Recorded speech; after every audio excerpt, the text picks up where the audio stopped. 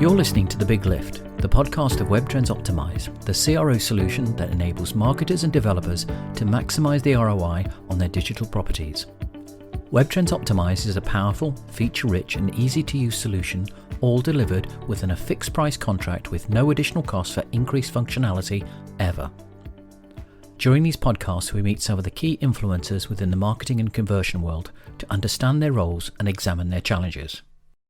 As Peter Sondergaard, Senior Vice President and Global Head of Research at Gartner said, "Information is the oil of the 21st century, and analytics is the combustion engine. But there is so much data being captured, it's getting harder to comprehend how to analyse it and take actionable insight from it." In this latest podcast, I'm in discussion with Gerry McNicol, founder and CEO of Distil AI, an AI-led customer data platform. Gerry and I will try to unravel how to make the best use of your data, avoid analysis paralysis, and all without the need to employ an army of data scientists. So Gerry, who exactly are Distil AI? Is it an agency? Is it a software solution? Or what is it? We're a little bit of mix of both, really. We built a platform called Distil, which a customer data platform with an analytics capability over the top of it, if you like. So what our platform allows you to do is combine data sets from multiple different sources, very simply to create a single customer view and then have analytics on top of that. But we also recognise as a business that with data, there is a deal of strategy and there's a deal of assistance required as well, because data can be complicated, and also understanding how to operationalize it and get the best out of it can be complicated as well. So we offer a service layer on top of our software. So really, you can think of us as a data team in a box that you can plug into your business and take your business from struggling with data to being the cutting edge within a matter of weeks, we like to say. Does it have a self-service solution, or does it all come with the added value service on top? Yeah, we do have a self-service solution, especially within the e-commerce in the e-commerce sphere, because then data sources are pretty well known. But typically outside of that, businesses have a huge variety of data. So we help make sure that data is stitched together to provide that single customer view. But it's a mix of both. In our preliminary discussions, we discussed about avoiding analysis paralysis, and it's quite a well-used phrase, especially over the last 10, 15 years. Could you give me your view of what analysis paralysis is? Yes, I can. So one of the things that you find when you start looking at data is the temptation is to plug dashboards into your existing data sets. If you do that, you end up with sort of like data dashboards and data sets spawning around all over the place. And sometimes that means you can't really, you can't see the wood for the trees, or you're not really looking at the same thing versus another thing. And so it's actually really important to make sure that your data is telling you useful information, but also data isn't just about dashboards and numbers. It's also about definitions and about making sure that the thinking of the business is aligned. And I think one of the things we talked about beforehand was the question, what is a train? I'm intrigued. So we did some work with Network Rail, and on the surface, and this applies to any business, with anything really, on the surface you kind of think what something is. What's a sale, or in this case, what's a train? We were doing work with Network Rail, and actually quite a lot of the meetings came back to, well, hang on a second, what's a train again? And you think you know what a train is, but actually it's more complicated than that. Is a train a series of rolling stock? Is it a single car? Is it something that's being applied to a schedule? And what is it when it's not those things? So actually, as a business, getting your definitions together around your data is super important. We work with businesses, and especially ones that have grown through acquisition and have multiple different facets. Something as simple as what is a sale, it could actually also have multiple definitions, because a sale could be when it's been delivered, or when the payment's been made, or when it's partly delivered. So actually, part of data and making sure you're not overburdened by having to do manual thinking, is get your definitions as a business correct right from the start. So what is a train? Well, we can define what a train is, what a sale is. We can very clearly write that down, and then everybody knows. And if you do that at the start of any analysis, you then tend to find yourself being much clearer, much more concise with everything you do. And that's really what you're looking for with understanding. It's interesting you use the definition of what is a sale, because in my early days as being a salesman, I was always told a sale is not a sale until the money's in the bank. But that's obviously changed with e-commerce, where people tend to pay things well up in front before they actually get the goods delivered, which is quite strange. Or it could equally be, some people say, well, it's not a sale, until the product's been delivered, and the 14 days has passed. And it doesn't really matter as long as you have a very consistent approach throughout everything, then, you're comparing apples and apples, which is important. That might seem like quite a complex, elongated experience to kind of define all the things. Do you have a kind of a template of the things that you need to define, or is it completely different for each individual customer you deal with?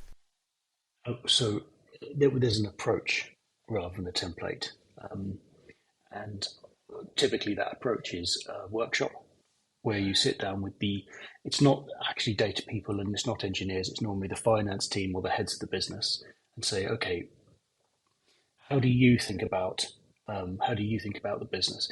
What a lot of companies do is when they do analytics, is they base the analytics on the structure of the data that they have, and rather than the structure of the data as it should be within the ideal world of the business. And actually, doing the latter is important, because actually you have data within a business which is lying around in all manner of different formats and meant for all different things. Often your CRM system or your marketing system or your finance system, they'll look at data in a certain way, and that way will be to feed that operational system.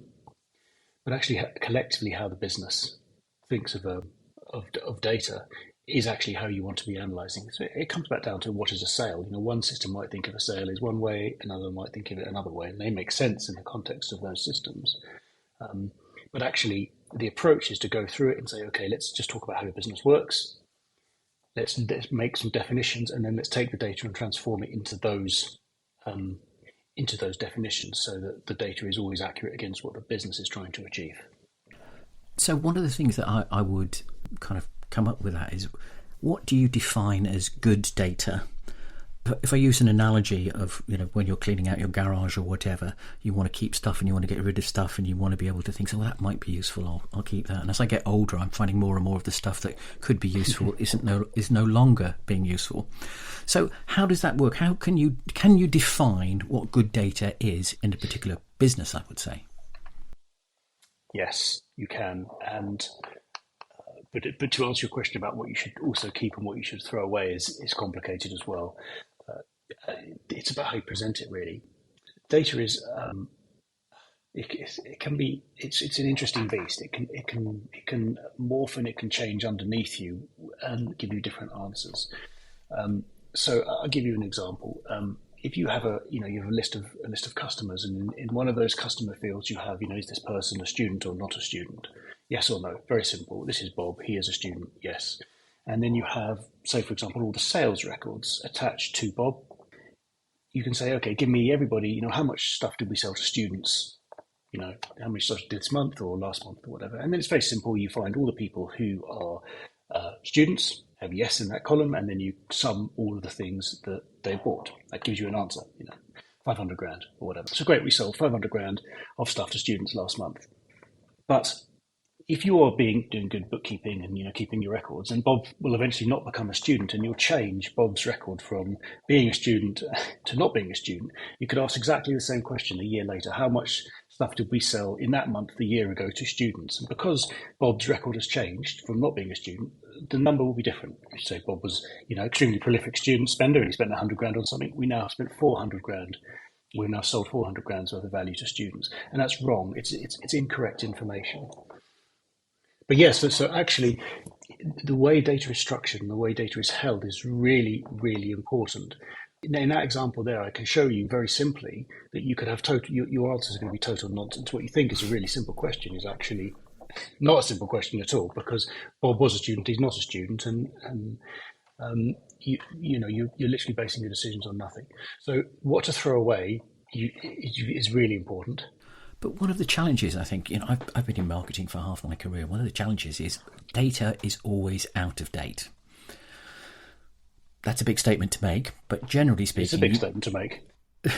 Because as soon as you put some data in there, it's historical. It may not be accurate 10 minutes down the line, because, as you say, this particular guy was a student, he's no longer a student. Somebody could be living at this particular address, but they've just bought a new house. This particular person could be, for instance, in a particular socioeconomic class and be moved to a different socioeconomic class. There's lots and lots of things that are constantly moving inside of data. And it's always, as a B2B salesperson that I was and in marketing, it's all about making sure that your data is as accurate as it possibly could be, so you can take action based upon that data. And the examples that you put about this guy being a student, then not a student, that could throw his communication differently, because you're still talking to him as if he was a student. Mm-hmm. How do companies try and grasp that, or does your solution offer a solution to this? You can only stitch data together that you have.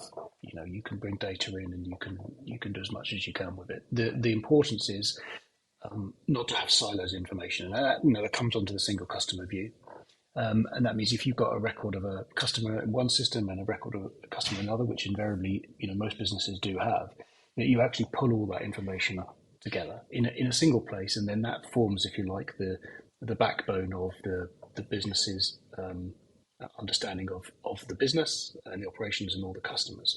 So you're right, someone will move and they won't let you know, but they might, if they have let you know, or if there is a signal in one system, that information should be replicated across all your systems.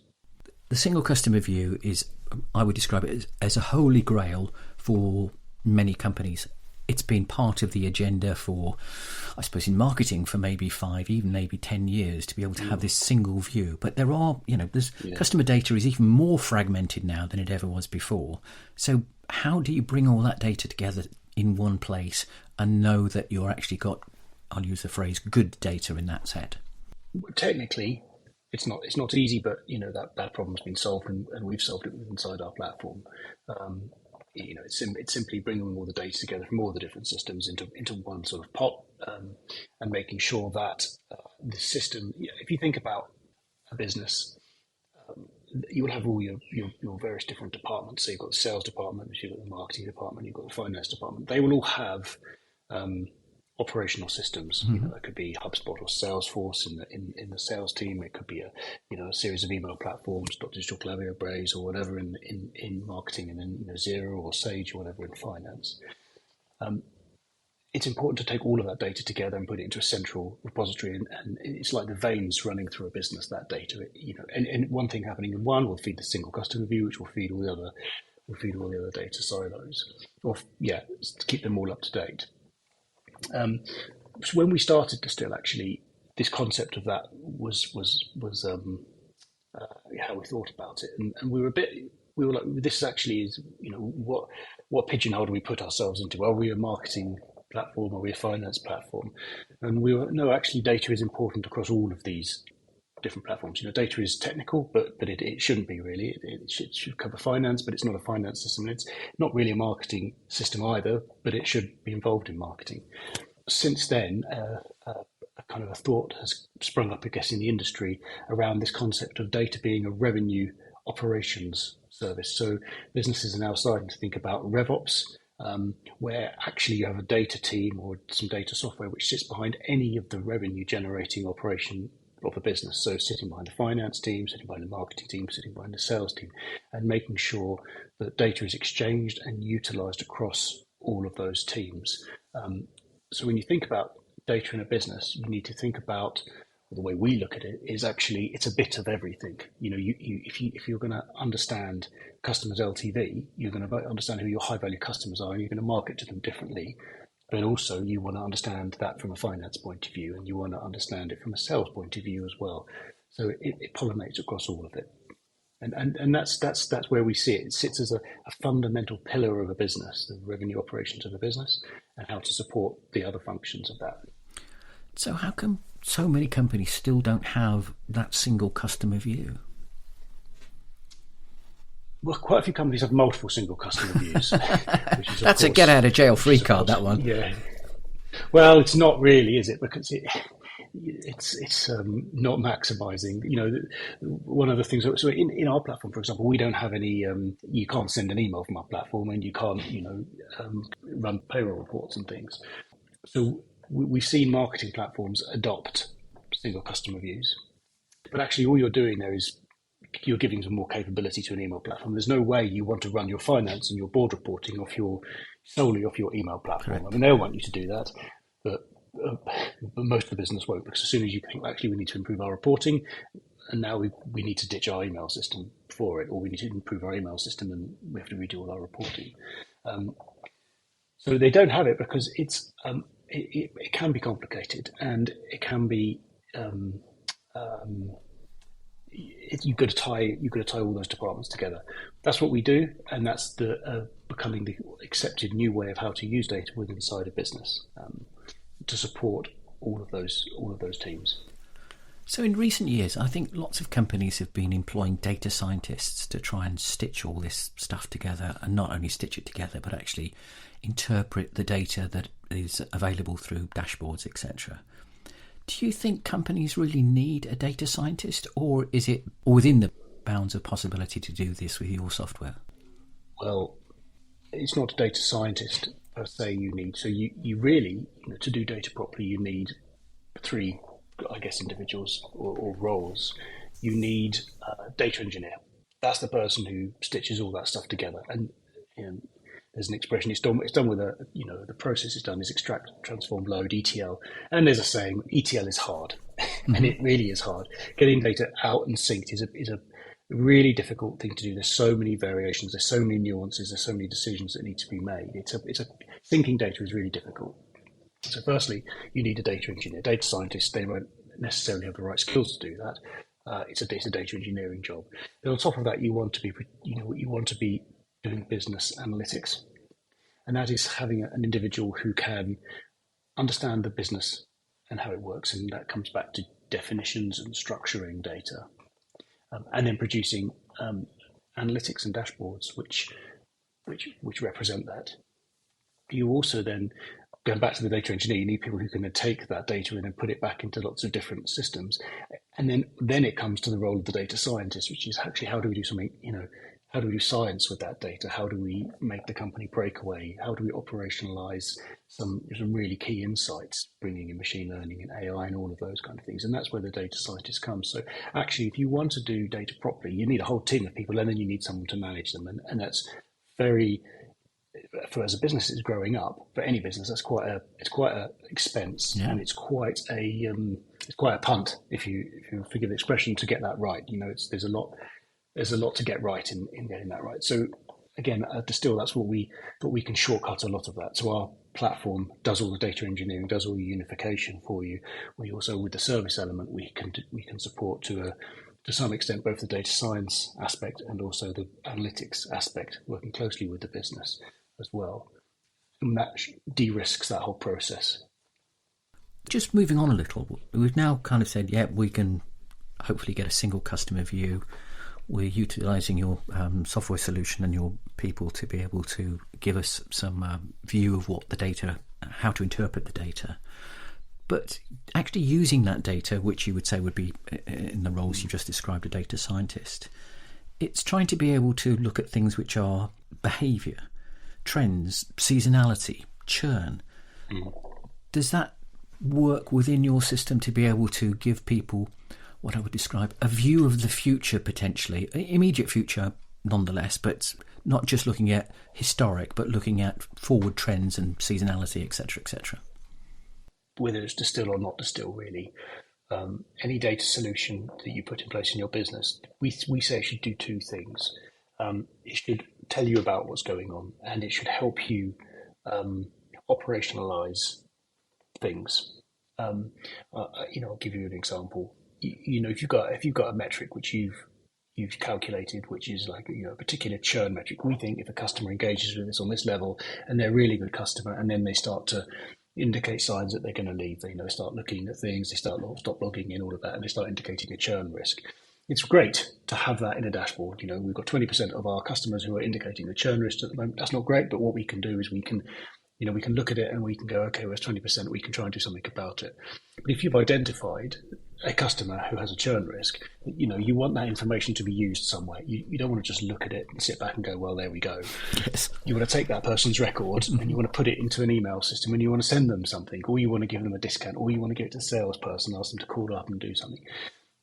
So data is like a river. It flows through your business. It doesn't just flow to dashboards. It should flow back out to operational systems that you can automate the processes which will make your business more efficient. And that then also comes to things like forecasting. Often, we look at seasonality and seasonality of individual products and product lines. And they, of course, they differ. If you've got something which sells well in summer, that's great, but it's not summer around the world all over the place. And also some things will sell in summer, some things will sell in winter. So having that information flowing to distribution, to manufacturers, and to sales and marketing is also really important as well. The data science comes in where you're working all that stuff out, but then the operationalization of it, is that the right word? It'll do. It'll do. That is really important as well, because then you can do great things, operate at great efficiency at scale without having hundreds of people doing stuff manually, making mistakes and costing a fortune. So the data, when we talk about analytics, it's not just looking at data, it's making that data work for you and flow. And then the data scientists and the data people within your business can sit back and observe and make sure that is working well. And that, of course, gives you opportunities to bring in machine learning, artificial intelligence to really smarten up those processes to make those decisions for you as well. And then the business becomes observing data and how it's being put to use rather than necessarily having to, put spreadsheets together and calculate things on a daily basis, which is, of course, great efficiency. Yeah, because that's where I kind of see this moving much further towards, which is this more artificial intelligence being able to interpret the data on your behalf by giving it some rules and being able to do that. Is that still something that you would describe as more in the future, or is that actually happening now? Are there companies that are using AI to be able to forecast what to do when with their marketing strategy, for instance? Oh, yeah. What to do when with your marketing strategy? Yeah, that's absolutely now. People are doing that all the time, and it's not really even artificial intelligence. It's using patterns and trends. I think AI within inside software is being able to help the business understand what's going on clearly. Again, it takes the role maybe of the internal people analysing data and allowing them to.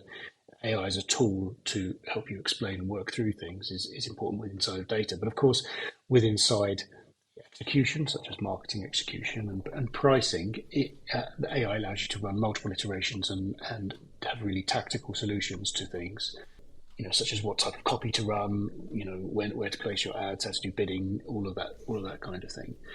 And again, data from the business side of you is observing the effectiveness of those. So actually AI and machine learning, in the way I see it, is improving, tactical execution of various things around the business. To do that, those things need to be fed with, raw data and raw flow of data, which of course makes that single customer view and that flow of data even more important. It's a very fast-changing landscape. It's very interesting, and it's a war. It's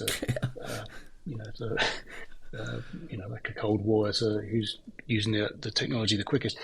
But to me, AI is it's around the edges, because if something does something well, you use it, but it will be replaced. So you want to, again, getting your data flow, your single customer view right is really important, because that means you can plug and change tools really easily rather than having them be major engineering transformation projects every single time. Yeah, because I was thinking, because there isn't just one flavour of AI, say, for instance, the chatbots or whatever, sorry, not chatbots, but chat, GPT, etc.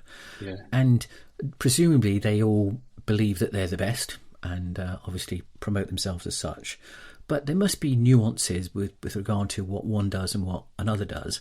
And the other bit that really concerns me in a way is Once you're using AI with your data, does your data then become part of a data set of other people's AI to be able to make sure that they're doing the same kind of stuff? I would have thought that you're opening a door to let out some of the company secrets, are you not? Probably. I mean, depends who they are. Yeah, probably. I mean, all machine learning, all AI needs to be trained. It needs data sets that are fed into it so it can detect the patterns and know how to know how to respond. That's how they work. It's called machine learning for a reason. The machine learns. It sort of organises itself and uses that information. Whether they share that information with other businesses will depend on the technology and how it's done.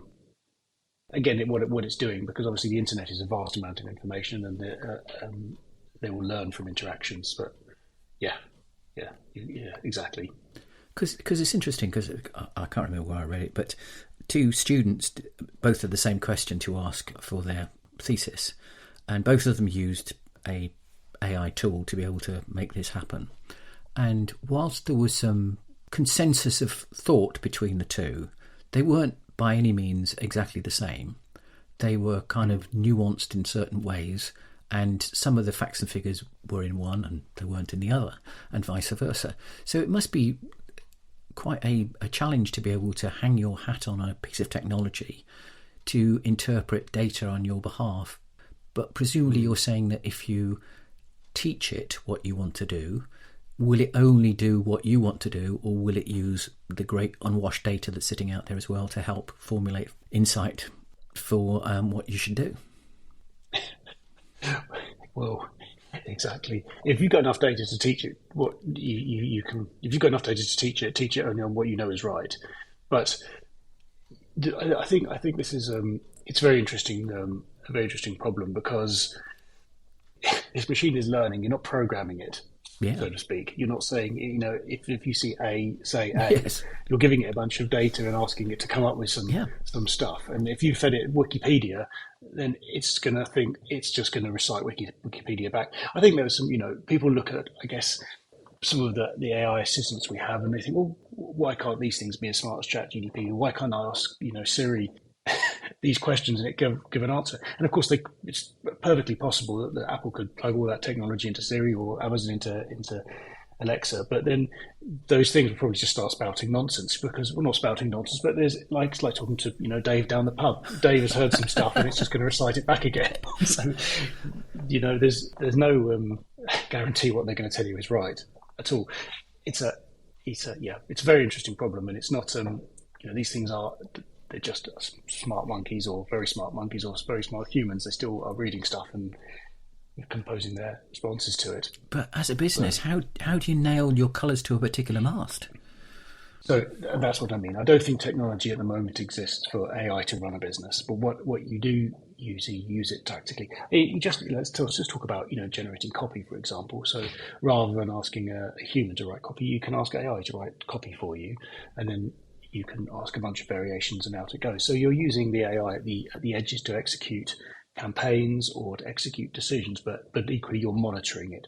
We've been using it for ages. When you place PPC ads, you ask Google to to try a bunch of variations and then zone in on the better ones. That's just using it's the same sort of thing, and it's increasingly sophisticated versions of that. You're not just getting an AI and saying run my business. That would be very nice, and it makes amazing decisions, but we're not there yet. And even then, you still got to pipe data to it. It seems like it's going to be quite an interesting next few years to see how this settles down. If it might do in 2 years, who knows? One of the things that I think is a fundamental question that I would ask is, who or what department should have the responsibility for the quality of the data? Because obviously in a B2B organisation, sales say, well, this data's wrong because marketing sent it to me, and marketing say, no, the data's right, you just haven't been filling out the CRM systems. And it's always been this kind of battle between the two. And it's now we've got this more formalised process around data. Where do you think that responsibility lies? The number of in particular sales systems I've opened up, and picking up a rock and seeing lots of creepy crawlies scurrying out of there. Sales guys don't keep great records, but that's because they're they're doing sales, rather than just being very nerdy and typing everything incorrectly. And that's probably correct. The truth is, if everybody understands the value of data and data feeds back to them, then people will see the value in putting good data in. And it comes back to that, RevOps, that data team structure. They've got to have some ability, some agency in being able to enforce data rules, pull out where data's bad, and then as you go back down through the teams, I guess through the leadership, it's got to be made clear that data is really important, and let's collect data correctly. But companies are structured, with boards. Boards like to look at reporting, and if the data feeds the reports for all the individual, team leaders, then they should make sure their data is collected and is presented in a good way. Data hygiene, it's important for everybody in the business in everything they do. So let me take that thought a little bit further, because I think that many moons ago, the marketing director or marketing was never had a seat on the board. And it's only in relatively recent, I'd say the last 10, 12, maybe 20 years that's become more frequent. We've got VPs of marketing, etc., as CMOs. But there doesn't seem to be anybody that's sitting there with the data responsibility, which seems like a huge responsibility in itself to make sure that what they're doing is the right sort of thing. Do you think there will be somebody that's sitting on the board? Well, there is a role now. It's quite becoming more common, called Chief Data Officer. Right. So that's becoming more prevalent. But that's for larger businesses, really.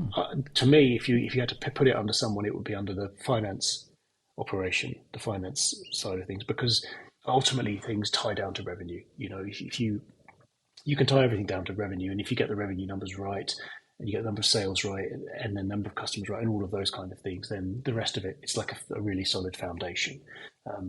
And finance people tend to think of the business in the correct definitions and structures of data. More rigid, let's put it that way. More rigid, but how do I explain? If a business, if a marketing person will be thinking in terms of subscribers in a contact list, whereas a finance person will go, right, well, actually, I need to report on active customers and how much money I'm making and all of that. So actually, the way they think is the business model that drives the business. And everything can actually hang off that nicely. And if you actually enforce that through the business, everyone's actually thinking in the same terms. It's really the one where, and they may not be using the data to, like marketing is a really powerful use of data. It really is. Operations is a really powerful use of data. Even product development is. It's super important. But actually, from a business point of view, the business model behind the business is how the business works. And if you can get everyone thinking like that, and the data can be structured like that, then everything actually becomes a lot easier. Quite often as well, data falls under the CTO's responsibility, but data is not really, although it's very technical and there's engineering in it, actually the more important thing is that it's representing the business and the decisions the business needs to make. It's not a technical exercise, though there is technicality to it. That's my view, but there are many others in there around it. I'm sure there will be. There's never one particular view that everybody attests to, which makes life quite interesting. Gerry, thank you very much for your time. I think this has been a fascinating conversation, and will continue to be a fascinating conversation as artificial intelligence rolls out furthermore. And I'm sure we won't just be talking about the data, although that will be the fundamental platform of which everything is built upon. But the effect of artificial intelligence on marketing, on sales, on stock control is just phenomenal. And it'd be interesting to see where it takes us in the next, even 3 to 5 years. I think things will change dramatically. But 3 to 5 months probably. Things do move quickly. I'm not hoping they don't move quite that quickly in being able to do things, because the whole idea of managing that change, you can't continue to be in a state of flux all the time. You've got to be able to start doing something for a period of time. And in the past, that may have been 5 years that you'd kind of set your business plan out. But life is changing at a pace now. It must be very difficult for those people that are running businesses to understand how and when to use artificial intelligence to be able to make things work for them better. I think so, and I think I think the, it's the fundamental thing about how to maximize it is we have a data maturity model which we work to here, which is first your data scattered all around, then you bring it all together. Once you've done all the basics, there's some basic hygiene you need to do in your business, which is actually let's just get this unified set of data upon which the whole business can run. When you've got that, using these tools, these new tools, be they artificial intelligence or not, become a lot simpler. One of the things we enable or we go through with our customers is migrations from one email platform to another. Someone will start off with Mailchimp and then they'll go to Klaviyo, then they'll go to Digital, and they'll go to Braze, or as the business grows, they'll have different demands. And every single one of those, if you don't have all your data together, is a major engineering project. But if you do, it's really easy to plug and play. The same is true with using these new artificial intelligence technologies and new connectivity between businesses. If you've got your data straight, then actually you can try them out. And I think that's to me is key, is making the cost of experimenting and cost of trying as low as possible. If every single time you want to try something, it's a major engineering project, you're never going to try anything because the risk of failure is too high. Whereas if it's really easy, well, it doesn't matter if you fail. If you fail, you've learned something, and the cost wasn't very great anyway. So that means you can be more, responsive to the new stuff as it comes out. Gerry, thank you very much for a fascinating 40 minutes or so. It's been a great insight, and I'm looking forward with a little trepidation with regard to what the future holds for us. But thank you very much for your time. Pleasure. Thank you very much.